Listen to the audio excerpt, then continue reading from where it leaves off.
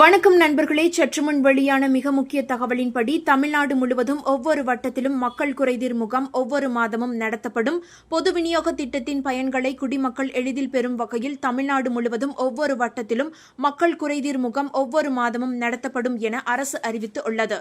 அதன்படி அக்டோபர் 2025 மாதத்திற்கான மாதாந்திர பொது விநியோக திட்ட மக்கள் குறைதீர் முகாம் சென்னையில் உள்ள உணவுப் பொருள் வழங்கல் மற்றும் நுகர்வோர் பாதுகாப்பு துறையின் 19 மண்டல உதவி ஆணையர் அலுவலகங்களில் 11/10/2025 அதாவது இன்று காலை 10 மணி முதல் பிற்பகல் 1 மணி வரை நடைபெற உள்ளது.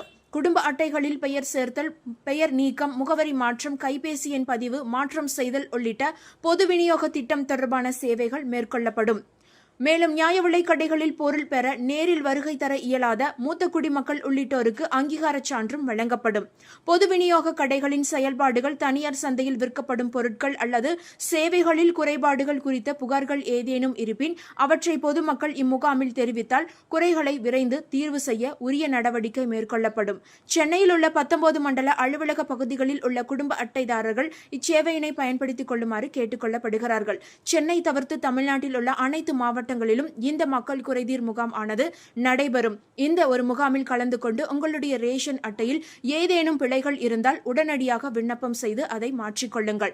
இந்த ஒரு முகாமில் வழங்கப்படும் அனைத்து சேவையும் இலவசம் என்பது குறிப்பிடத்தக்கது.